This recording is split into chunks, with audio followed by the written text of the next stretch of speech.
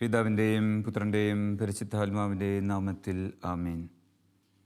കർത്താവായ ദൈവമേ, ഞാൻ നിങ്ങളെ മുറിപ്പെടുത്തും, ഞാൻ തന്നെ നിങ്ങളെ സൗഖ്യപ്പെടുത്തും, ഞാൻ നിങ്ങളെ പ്രഹരിക്കും, ഞാൻ തന്നെ നിങ്ങളുടെ മുറിവുകളിൽ തൈലം പുരട്ടും, മുറിപ്പാടുകളിൽ ഇതാ ലേപനം പുരട്ടും.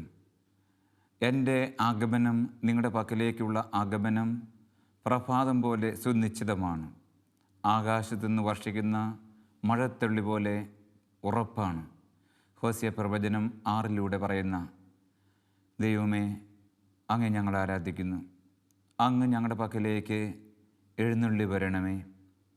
ഞങ്ങളുടെ ജീവിതയാത്രയിൽ, ഞങ്ങളുടെ ജീവിത വ്യാപാരങ്ങളിൽ, ഞങ്ങളുടെ ഇടപെടലുകളിൽ, ഞങ്ങളുടെ ആത്മാവിലും ശരീരത്തിലും മനസ്സിലുമേറ്റ എല്ലാ മുറിപ്പാടുകളെയും ദൈവമേ, അവിടുത്തെ ദിവ്യ സാന്നിധ്യത്തിൻ്റെ ശക്തിയാൽ അങ്ങ് നീക്കിക്കളയണമേ. ഞങ്ങളുടെ മനസ്സിലും ശരീരത്തിലും ആത്മാവിലുമേറ്റ എല്ലാ ക്ഷതവും കർത്താവെ, അവിടുത്തെ തിരുവിലാവിൽ നിന്ന് ഒഴുകിയിറങ്ങുന്ന തിരുരക്തം കൊണ്ട് അങ്ങ് സൗഖ്യപ്പെടുത്തണമേ. ഞങ്ങളുടെ സമൂഹത്തിലും കുടുംബങ്ങളിലും ഇടവകളിലും അനുഭവിച്ച എല്ലാ അസ്വസ്ഥതകളും ദൈവമേ, അവിടുത്തെ കൃപാകടാക്ഷം കൊണ്ട് ഇല്ലാതാക്കണമേ. നിങ്ങളുടെ ഹൃദയം അസ്വസ്ഥമാകേണ്ട, ദൈവത്തിൽ വിശ്വസിക്കുവിൻ, എന്നിലും വിശ്വസിക്കുവിൻ എന്നുള്ള ചിത്ത കർത്താവേ, ഞങ്ങളുടെ വിശ്വാസക്കുറവിനെ അങ്ങ് തീർക്കാൻ പാർക്കണമേ. അങ്ങയുടെ പരമമായ പിതാവിലുള്ള ആശ്രയത്വവും വിശ്വസ്തതയും സമർപ്പണവും തീർക്കാൻ പാർത്ത് അങ്ങ് തന്നെ ഞങ്ങൾക്ക് വേണ്ടി പിതൃസന്നിധിയിൽ പ്രാർത്ഥിക്കുകയും ഞങ്ങളെ അനുഗ്രഹിക്കുകയും ചെയ്യണമേ. ദൈവമായ കർത്താവേ, അവിടുത്തേക്ക് സ്തുതി ഉണ്ടായിരിക്കട്ടെ, അവിടുത്തെ തിരുനാമത്തിന് മഹത്വം ഉണ്ടായിരിക്കട്ടെ. അവിടുത്തെ തിരുനാമം ലോകമെങ്ങും അനുഭവപ്പെടട്ടെ. ദൈവമേ നന്ദി, ദൈവമേ സ്തോത്രം, കർത്താവേ മഹത്വം, കർത്താവേ ആരാധന. റോമാക്കാർക്ക് എഴുതിയ ലേഖനം അധ്യായം 12 തിരുവചനം 9 മുതൽ. നിങ്ങളുടെ സ്നേഹം നിഷ്കളങ്കമായിരിക്കട്ടെ, തിന്മയെ ദേഷിക്കുവിൻ, നന്മയെ മുറുകെ പിടിക്കുവിൻ. നിങ്ങൾ അന്യോന്യം സഹോദരതുല്യം സ്നേഹിക്കുവിൻ.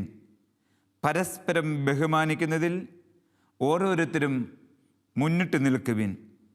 തീഷ്ണതയിൽ മാന്യം കൂടാതെ ആത്മാവിൽ ജ്വലിക്കുന്നവരായി കർത്താവിനെ ശുശ്രൂഷിക്കുവിൻ. പ്രത്യാശയിൽ സന്തോഷിക്കുവിൻ. ക്ലേശങ്ങളിൽ സഹനശീലരായിരിക്കുവിൻ. പ്രാർത്ഥനയിൽ സ്ഥിരതയുള്ളവരായിരിക്കുവിൻ. വിശുദ്ധരെ അവരുടെ ആവശ്യങ്ങളിൽ സഹായിക്കുവിൻ. അതിഥി സൽക്കാരത്തിൽ തൽപരരായിരിക്കുവിൻ. നിങ്ങളെ പീഡിപ്പിക്കുന്നവരെ അനുഗ്രഹിക്കുവിൻ. അനുഗ്രഹിക്കുകയല്ലാതെ ശപിക്കരുത്. സന്തോഷിക്കുന്നവരോടുകൂടെ സന്തോഷിക്കുവിൻ, കരയുന്നവരോടുകൂടെ കരയുവിൻ. നിങ്ങൾ അന്യോന്യം യോജിപ്പോടെ വർത്തിക്കുവിൻ. ഔദിത്യം വെടിഞ്ഞ് എളിയവരുടെ തലത്തിലേക്ക് ഇറങ്ങി വരുവിൻ. ബുദ്ധിമാന്മാരെന്ന് നിങ്ങൾ നടിക്കരുത്. യേശുവിൽ സ്നേഹമുള്ള സിസ്റ്റേഴ്സ്, ബഹുമാനപ്പെട്ട ബ്രദേഴ്സ്, പ്രിയപ്പെട്ട സഹോദരി സഹോദരന്മാരെ, കുടുംബജീവിതത്തിലും ഇടവക കൂട്ടായ്മയിലും സന്യാസ ഭവനങ്ങളിലുമൊക്കെ ഉണ്ടായിരിക്കേണ്ട അനിവാര്യമായ ചില സ്വഭാവ വിശേഷങ്ങളെക്കുറിച്ച്, ചില മനോഭാവങ്ങളെക്കുറിച്ച്, ജീവിത ധർമ്മങ്ങളെക്കുറിച്ച് നമ്മെ അനുസ്മരിപ്പിക്കുന്ന തിരുവചന ഭാഗമാണ് നാം ശ്രവിച്ചത്.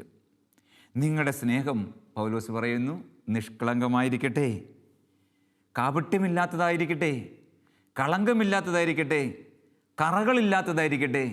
നമ്മളൊന്ന് ആലോചിച്ച് നോക്കിയേ, ഭാര്യാഭർത്തൃ ജീവിതത്തിലോ ഇടവകയിലെ വികാരിയച്ഛനും ഇടവകങ്ങളും തമ്മിലുള്ള ജീവിതങ്ങളിലോ അതുപോലെ സന്യാസത്തിലെ കമ്മ്യൂണിറ്റി ലൈഫിലും ഒക്കെ ഇങ്ങനെ നിഷ്കളങ്കമായ ഒരു സ്നേഹത്തിൻ്റെ കിരണങ്ങൾ നിറഞ്ഞു നിൽക്കുമ്പോൾ, പരന്നൊഴുകുമ്പോൾ, പ്രകാശിക്കുമ്പോൾ ആ ജീവിതം എത്ര സുന്ദരമായി.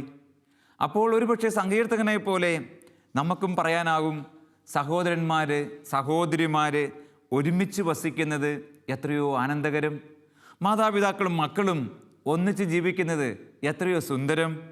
അപ്പോൾ ജീവിതം സുന്ദരമാക്കാൻ കൂട്ടായ്മയിലുള്ള ജീവിതം, അത് കുടുംബത്തിലാകട്ടെ, ഇടവകയിലാകട്ടെ, സമൂഹ ജീവിതത്തിലാകട്ടെ, അത് അനുഗ്രഹപൂർണ്ണമാക്കുവാൻ നമ്മളിൽ നിറഞ്ഞൊഴുകേണ്ടത് ഈശോമിശിഹ പറയുന്നു നിഷ്കളങ്ക സ്നേഹമായിരിക്കട്ടെ. ആ സ്നേഹത്തിലേക്ക് നമ്മൾ നിരന്തരം വളരേണ്ടതാണ്. അത് ഒരു ദിവസവും ആർജിച്ച് പൂർത്തിയാകുന്നില്ല.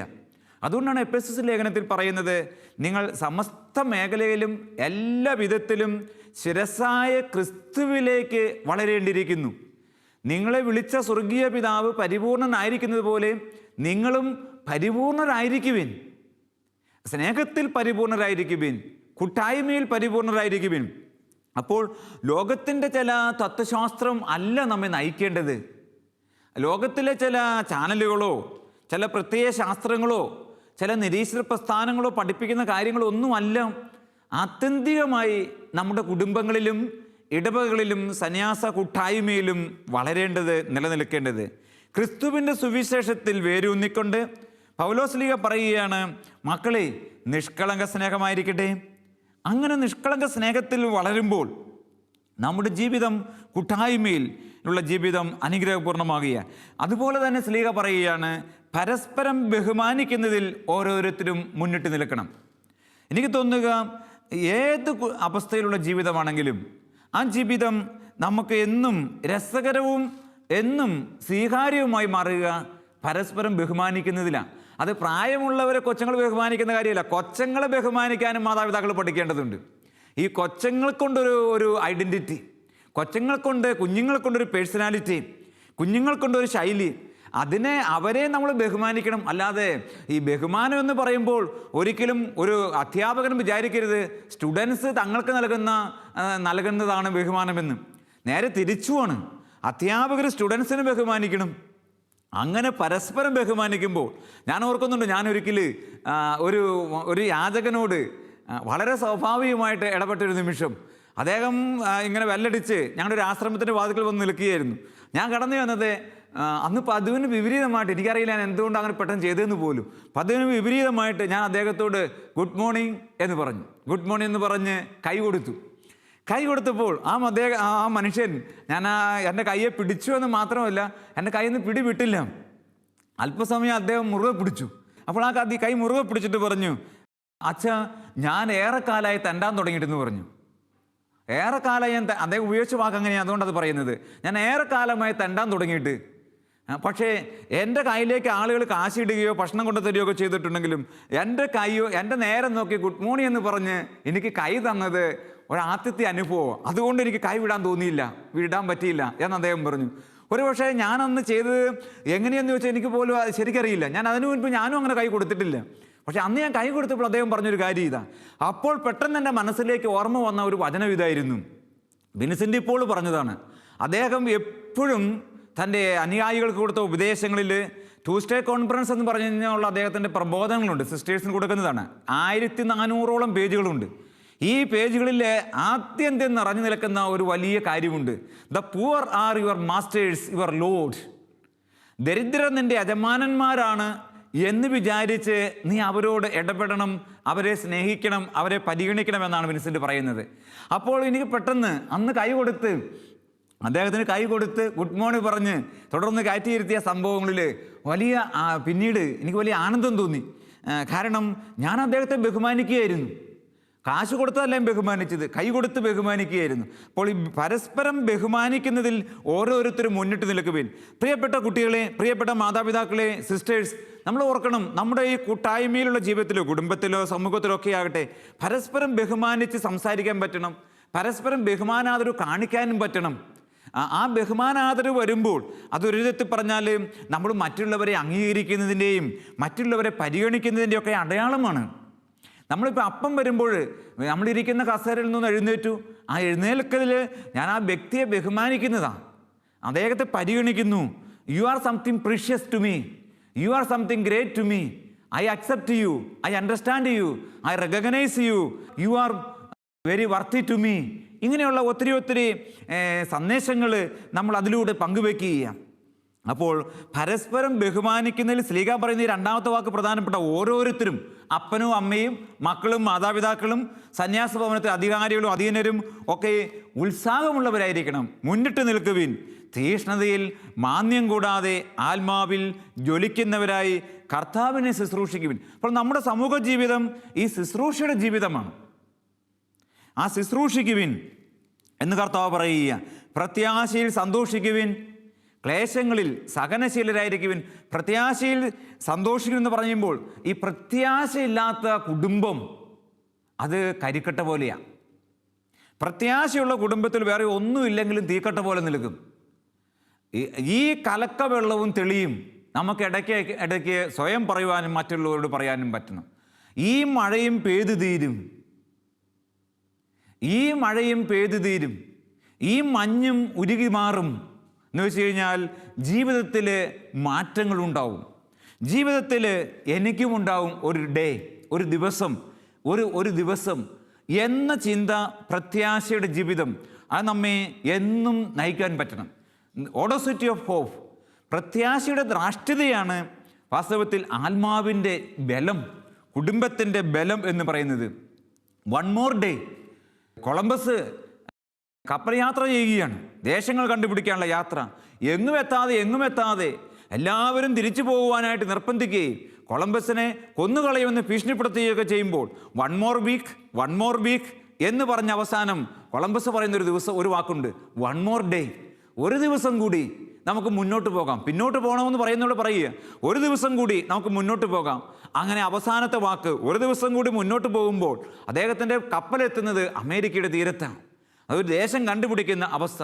പ്രിയപ്പെട്ട സഹോദരങ്ങളെ, നമ്മുടെ ജീവിതത്തിൽ നമുക്കും ജീവിതത്തിൻ്റെ തകർച്ചയിൽ, കുടുംബത്തിൻ്റെയോ സമൂഹത്തിൻ്റെയോ ഒക്കെ പ്രതിസന്ധി ഘട്ടത്തിൽ നമ്മുടെ നയിക്കേണ്ട ചില ചിന്തകൾ ഇതാണ്. പ്രത്യാശ നമ്മെ നിരാശരാക്കുന്നില്ല. പ്രത്യാശയുടെ ആത്മാവ് പരിശുദ്ധാത്മാവാണ്. അതേസമയം നിരാശയുടെ ആത്മാവ് ദുരാത്മാവാണ്, തിന്മയുടെ ആത്മാവാണ്, അന്ധകാരത്തിൻ്റെ ആത്മാവാണ്. അപ്പോൾ നമ്മിൽ നിന്നും ഈ ദുരാത്മാവിനെ നീക്കിക്കളയുകയും പരിശുദ്ധാത്മാവ് കൊണ്ട് നമ്മുടെ അന്തരംഗത്തെ ആഴപ്പെടുത്തുകയും ചെയ്യണം പ്രത്യാശ കൊണ്ട്. അതാണ് ശ്ലീഹ പറയുക, പ്രത്യാശയിൽ സന്തോഷിക്കുവിൻ, ക്ലേശങ്ങളിൽ സഹനശീലരായിരിക്കുവിൻ. ക്ലേശങ്ങളിൽ ആത്മഹത്യ ചെയ്യാനൊന്നും അല്ല കർത്താവ് പറയുന്നത്.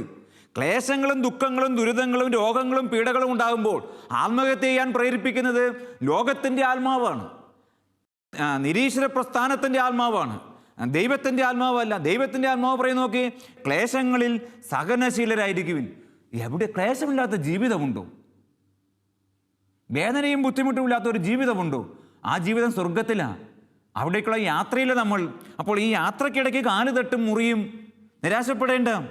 കാല് തട്ടും വീഴും, ഭയപ്പെടേണ്ട. കർത്താവ് പറഞ്ഞു, ഞാൻ നിന്റെ കാര്യത്തിൽ ശ്രദ്ധാലുവാണ്, തക്ക സമയത്ത് നിന്നെ ഞാൻ ഉയർത്തും, തക്ക സമയത്ത് നിന്നെ ഞാൻ അനുഗ്രഹിക്കും, വിശുദ്ധരെ അവരുടെ ആവശ്യങ്ങളിൽ സഹായിക്കുവിൻ. കർത്താവ് പറയുന്ന മറ്റൊരു വചനമാണ്, റോമാലേഖനത്തിലെ വചനമാണ് നാം വായിക്കുക, 12-ാം അധ്യായം 13-ാം വാക്യം.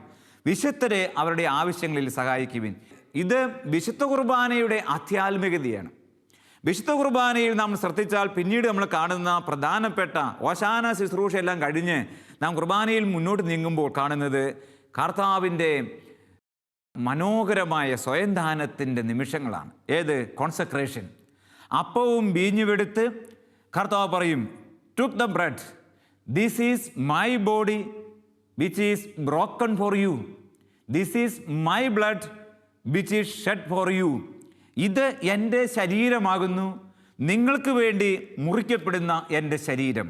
ഇത് എൻ്റെ രക്തമാകുന്നു, നവീനവും സനാതനവുമായ പുതിയ ഉടമ്പടിയുടെ രക്തം, നിങ്ങൾക്ക് വേണ്ടി ചിന്തപ്പെടുന്ന രക്തം. Praise the Lord, hallelujah. യേശുവേ നന്ദി, യേശുവേ മഹത്വം, യേശുവേ ആരാധന.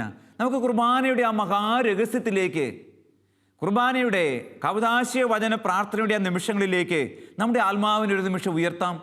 നമ്മളിപ്പോൾ ഏതെങ്കിലും ദേവാലയത്തിലാണെന്ന് നമുക്ക് വിചാരിക്കാം. ബലിയർപ്പണ സമയത്ത് നമ്മൾ പങ്കുചേരുന്നത് നമ്മുടെ മനസ്സിൽ ധ്യാനിക്കാം. വിശ്വാസത്തിൻ്റെ കണ്ണുകൊണ്ട് ആ നിമിഷങ്ങളിൽ നമുക്ക് കാണാം. അങ്ങനെ കണ്ടുകൊണ്ട് ഈ വചനം ഓർത്ത് നോക്കിയേ.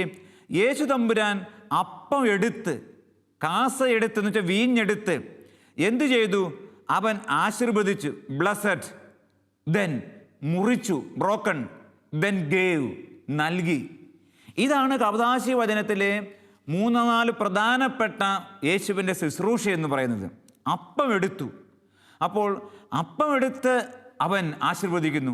ഈ എടുക്കൽ ലോകത്തെ മുഴുവൻ, മനുഷ്യാത്മാക്കളെ മുഴുവൻ, ഇന്നലകളിൽ ജീവിച്ചവരും ഇന്നിൽ ജീവിക്കുന്നവരും നാളെ ജീവിക്കാൻ പോകുന്നവരുമായ സകലവിധ ആത്മാക്കളെയും തന്നിലേക്ക് ആവഹിച്ചെടുത്ത് തൻ്റെ തന്നെ ഭാഗമാക്കി തന്നോട് ചേർത്ത് വയ്ക്കുന്ന യേശുവിൻ്റെ രൂപഭാവങ്ങൾ നമുക്ക് ഓർക്കാം.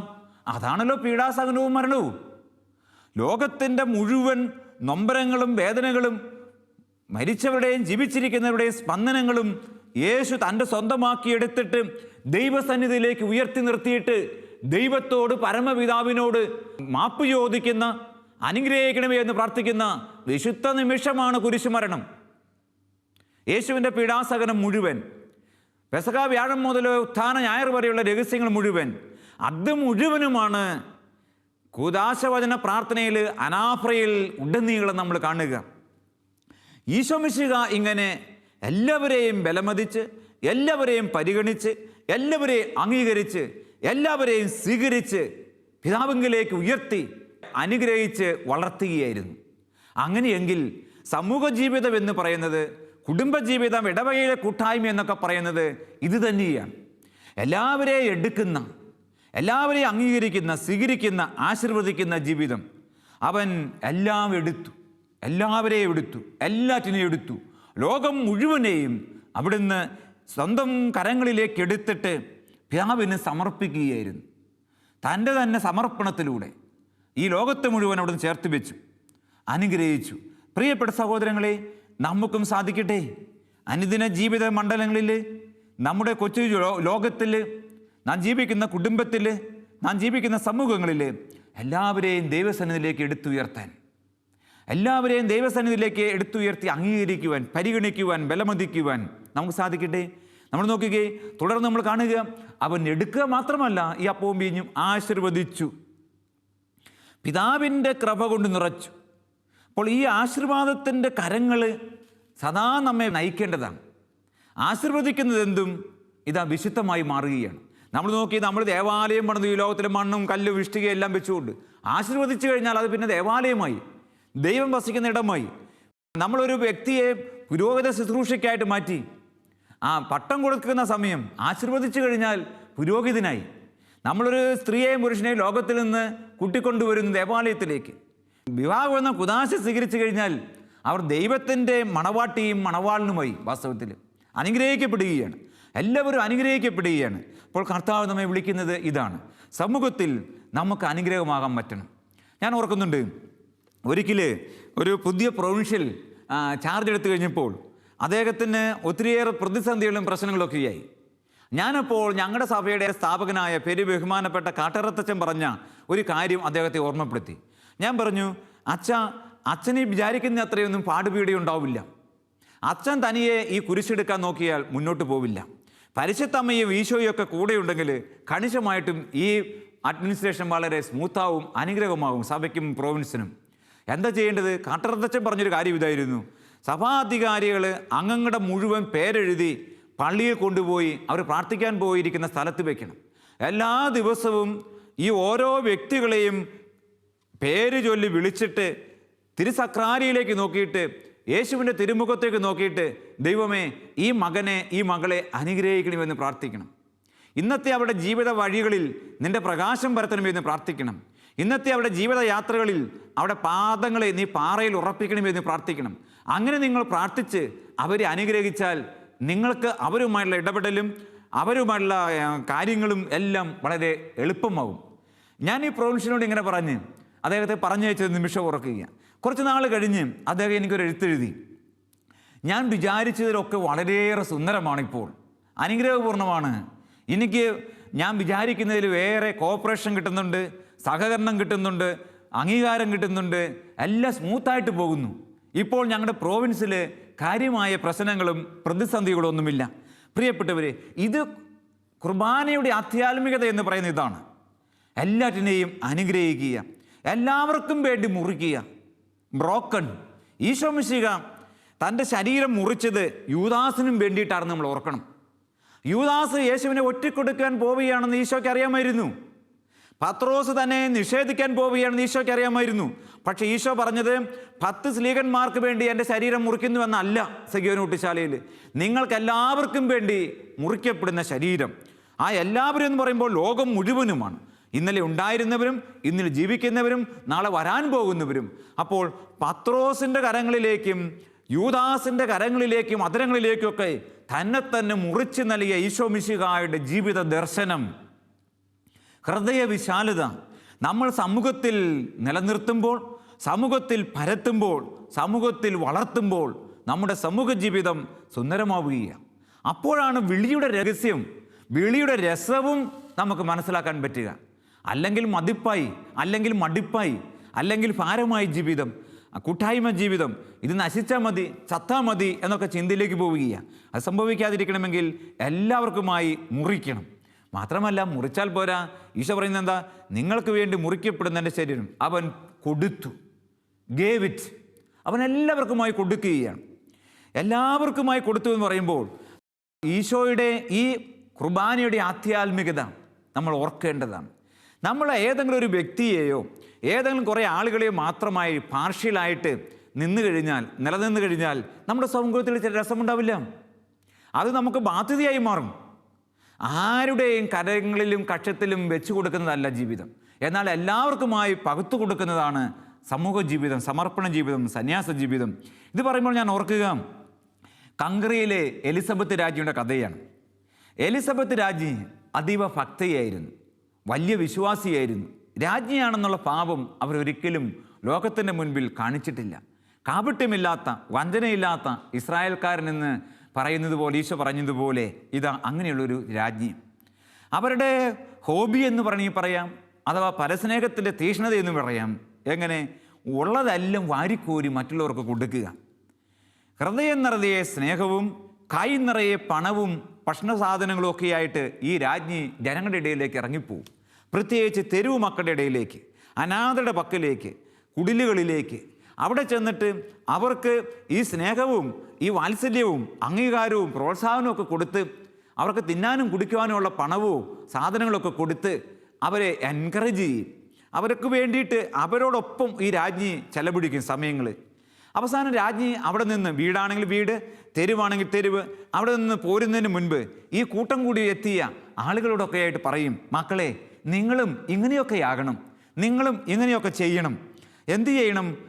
നിങ്ങളും മറ്റുള്ളവർക്കായി പകുത്തു കൊടുക്കണം, നിങ്ങളെ തന്നെ കൊടുക്കണം എന്നൊക്കെ പറയുമ്പോൾ അവർ പറയും, ആ റാണി, ഞങ്ങളുടെ കയ്യിൽ പൊട്ടറ്റ ഇല്ലല്ലോ, ഞങ്ങളുടെ കയ്യിൽ ഗോതമ്പില്ലല്ലോ, ഞങ്ങൾക്കൊന്നും പങ്കുവെക്കാനില്ലല്ലോ, പണമില്ലല്ലോ. അപ്പോൾ ഈ എലിസബത്ത് രാജ്ഞി അവരോട് സരസമായി പറയും, മക്കളെ അതൊക്കെ അമ്മയ്ക്കറിയാം, അതൊക്കെ റാണിക്കറിയാം. പിന്നെയോ? അപ്പോൾ അവർ പറയും, നിങ്ങൾക്കൊരു ഹൃദയമുണ്ടല്ലോ. അവർ വളരെ സിമ്പിളായിട്ട് പറയും, നിങ്ങൾക്കൊരു ഹൃദയമുണ്ടല്ലോ, അത് മറ്റുള്ളവർക്കായി നിങ്ങൾ കൊടുക്കണം. ഈശോ മിശിഹ വിഭജിച്ച് കൊടുത്തില്ലേ? ആ അവസാനത്തുള്ള രക്തവും അവസാനത്തുള്ള ജലവും ദാനമായി കൊടുത്തില്ലേ? അതുപോലെ മക്കളെ, നിങ്ങൾക്കൊരു ഹൃദയമില്ലേ? എത്രയോ മക്കളാണ് ഇത്തിരി സ്നേഹത്തിന് വേണ്ടി കൊതിക്കുന്നത്, ഒരു തുള്ളി സ്നേഹത്തിന് വേണ്ടി ദാഹിക്കുന്നത്. ആ നിങ്ങളുടെ ഹൃദയം പിളർന്ന് എന്നുവെച്ചാൽ ഹൃദയവികാരതയോടെ നിങ്ങൾ അവർക്ക് സ്നേഹം പകരുമ്പോൾ, നിങ്ങൾ അവരോട് അനുകമ്പയോടെ സഹാനുഭൂതിയോടെ വർത്തിക്കുമ്പോൾ നിങ്ങൾ ഇതാ മുറിക്കപ്പെടുകയാണ്, നിങ്ങൾ വിഭജിച്ച് കൊടുക്കുകയാണ്. വാഴ്ത്തി വിഭജിച്ച് നൽകി. അതാണ് കുർബാന രഹസ്യം. നിങ്ങൾ കുർബാനയായി മാറുകയാണ്. തുടർന്ന് റാണി പറയും, മക്കളെ നിങ്ങൾക്ക് കണ്ണില്ലേ? നിങ്ങൾക്ക് കാണാൻ കണ്ണുണ്ടല്ലോ, തിമിരമില്ലല്ലോ, ഇതാ നിങ്ങളുടെ കണ്ണിൽ ചെതുമ്പിലില്ലല്ലോ, ആ കണ്ണുകളിൽ കാഴ്ചയില്ലേ? നിങ്ങൾ കരയുന്നവരുടെ പക്കലേക്ക് പോകണം. എന്നിട്ട് ഈശോ മിശിഹായെ പ്രതി അവരുടെ കണ്ണുനീരൊപ്പണം. കരയുന്നവരുടെ മിഴികളിൽ നിന്നും ഞാൻ കണ്ണുനീരൊപ്പു എന്ന് പറഞ്ഞ ഈശോയെ നിങ്ങൾക്ക് ഓർമ്മയില്ലേ? അപ്പോൾ നിങ്ങൾ ഈ പാവപ്പെട്ടവരുടെ, കരയുന്നവരുടെ, വേദനിക്കുന്നവരുടെ കണ്ണുനീരൊപ്പുമ്പോൾ അവർക്ക് നിങ്ങൾ മിശിഹായായി മാറുകയാണ് ചെയ്യുക. അതിലപ്പുറം എന്താ കൊടുക്കുവാനുള്ളത്? അതിലപ്പുറം എന്താ നൽകുവാനുള്ളത്? വീണ്ടും എലിസബത്ത് രാജ്ഞി അവരോട് പറയും, മക്കളെ നോക്കൂ, നിങ്ങൾക്ക് ബലിഷ്ഠമായ 2 കരങ്ങളില്ലേ? എത്രയോ ആളുകൾ വീണ് കിടക്കുന്നു, മുറിവേറ്റ് കിടക്കുന്നു. നിങ്ങൾക്ക് ഓർമ്മയില്ലേ ആ നല്ല സമരിയാക്കാരൻ്റെ കഥ? ഈശോ പറഞ്ഞത് നീയും പോയി അതുപോലെ ചെയ്യുവാനല്ലേ ഈശോ പറഞ്ഞത്? അപ്പോൾ മുറിപ്പാടേറ്റവരെ നിങ്ങൾ ഇതാ തൈലം പുരട്ടുമ്പോൾ, താങ്ങിയെടുക്കുമ്പോൾ, തലോടുമ്പോൾ അവിടെ മുറിപ്പാടുകളിൽ ആശ്വാസത്തിൻ്റെ കിരണങ്ങൾ പകരുമ്പോൾ നിങ്ങൾ അവർക്ക് മറ്റൊരു ക്രിസ്തുവായി മാറുകയാണ്. അതാ ദാനം ചെയ്യുന്നതിൽ നിങ്ങൾ ഉത്സാഹമുള്ളവരായിരിക്കുവിൻ, വിശുദ്ധരെ അവരുടെ ആവശ്യങ്ങളിൽ സഹായിക്കുവിൻ എന്ന വചനം നിങ്ങൾ ജീവിതത്തിൽ പൂർത്തിയാക്കിയാണ്. വീണ്ടും റാണി പറയും, എലിസബത്ത് രാജ്ഞി പറഞ്ഞു, മക്കളെ, ബലിഷ്ഠമായ കാലുകളില്ലേ നിങ്ങൾക്ക്? എത്രയോ ജീവിതങ്ങൾ അവിടെയും ഇവിടെയും തളർന്നും തകർന്നും കിടക്കുന്നു. നിങ്ങൾ ആ കാലുകൾ കൊണ്ട് നടന്നെടുക്കണം അവരുടെ പക്കലേക്ക്, അവരുടെ ജീവിത വ്യാപാരങ്ങളിലേക്ക് ആശ്വാസത്തിൻ്റെ കിരണവുമായി. വീണ്ടും വളരെ സരസമായി എലിസബത്ത് രാജ്ഞി പറയും, മക്കളെ നോക്കൂ, നിങ്ങളുടെ നാവിൽ, നിങ്ങളുടെ വായിൽ ഒരു നാവില്ലേ? ആ നാവ് കൊണ്ട് കൊള്ളാം, നന്നായിരിക്കുന്നു, നല്ല ആശ്വാസത്തിൻ്റെ, പ്രോത്സാഹനത്തിൻ്റെ മാധുര്യം നിറഞ്ഞ വാക്കുകൾ പൊഴിയുമ്പോൾ അത് ജീവിതങ്ങൾക്ക് കുളിർമയാവുകയാണ്, ജീവിതങ്ങൾക്ക് ആനന്ദമാവുകയാണ്. പ്രിയപ്പെട്ടവരെ, എലിസബത്ത് രാജ്ഞി ഇപ്രകാരം തൻ്റെ ശുശ്രൂഷകൾക്ക് ശേഷം പറയുമായിരുന്നു. നാം വായിച്ച വചനം നമുക്ക് ഓർക്കാം. വിശുദ്ധരെ അവരുടെ ആവശ്യങ്ങളിൽ സഹായിക്കുവിൻ. ഈശോ മിശിഹ അപ്പമെടുത്ത് വാഴ്ത്തി മുറിച്ച് നൽകി, കാസയെടുത്ത് വീഞ്ഞെടുത്ത് വാഴ്ത്തി മുറിച്ച് നൽകി. ഈ മുറിച്ച് നൽകുന്നതിൻ്റെ ആധ്യാത്മികതയാണ് സമൂഹ ജീവിതത്തിൻ്റെ മുഴുവൻ കേന്ദ്രം, സമൂഹ ജീവിതത്തിൻ്റെ മുഴുവൻ വിജയം, കുടുംബ കൂട്ടായ്മയുടെ മുഴുവൻ ആനന്ദം. കർത്താവ് അതിലേക്ക് നമ്മെ വിളിക്കുന്നു. നമുക്ക് പ്രാർത്ഥിക്കാം. ദൈവമായ കർത്താവേ, അങ്ങ് ഞങ്ങളെ വിളിച്ചനുഗ്രഹിച്ച് അങ്ങയെ തന്നെ ഞങ്ങൾക്കായി മുറിച്ച് നൽകിയല്ലോ. അങ്ങ് തന്നെ ഞങ്ങളെക്കായി അവിടുത്തെ തിരുരക്തം, ഹൃദയം തുറന്നുപോലും അവസാനത്തുള്ള രക്തവും ദാനമായി സമ്മാനമായി നൽകിയല്ലോ. കർത്താവെ, ദാനം ചെയ്യുന്നതിൽ നിങ്ങൾ ഉത്സാഹമുള്ളവരായിരിക്കുവിൻ. വിശുദ്ധരെ അവരുടെ ആവശ്യങ്ങളിൽ സഹായിക്കുവിൻ. ഞങ്ങളുടെ കുടുംബം അങ്ങ് രൂപപ്പെടുത്തിയതിൻ്റെയും ഇടവക അങ്ങ് തീർത്തതിൻ്റെയും സമൂഹം അങ്ങ് പടുത്തുയർത്തിയതിൻ്റെയും എല്ലാ നിയോഗം ഈ മുറിച്ച് നൽകലും മുറിച്ച് ചിന്തലുമാണല്ലോ. ദൈവമേ, അതിന് ഞങ്ങളെ പ്രാപ്തരാക്കുവാൻ അവിടുത്തെ ആവരണം ചെയ്ത ആ ദിവ്യശക്തി പരിശുദ്ധാത്മാവ് ഞങ്ങളെ വലയം ചെയ്യട്ടെ. ആ ദിവ്യാത്മാവ് സ്വർഗം വിളർന്ന് ഞങ്ങളുടെ ഹൃദയങ്ങളിൽ നിറയട്ടെ. ഞങ്ങളുടെ ആത്മാക്കളെ ജ്വലിപ്പിക്കട്ടെ, ഞങ്ങളുടെ ശരീരത്തെ ബലപ്പെടുത്തട്ടെ, ഞങ്ങളുടെ ബുദ്ധിയെ പ്രകാശിപ്പിക്കട്ടെ.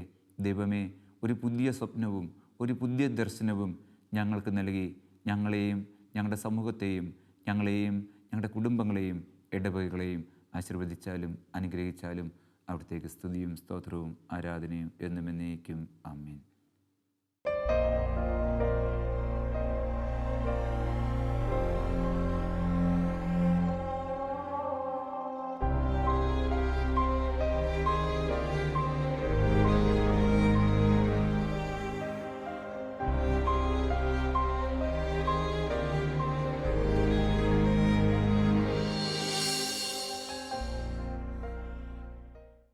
വിശദ വിവരങ്ങൾക്ക് director, divine vision, divine retreat centre, Muringoor, Chalakudy 680316, Kerala, south India. Telephone 00914802708098, 00914802702613, fax 00914802708097, email mail.divintv@gmail.com, website www.drcm.org.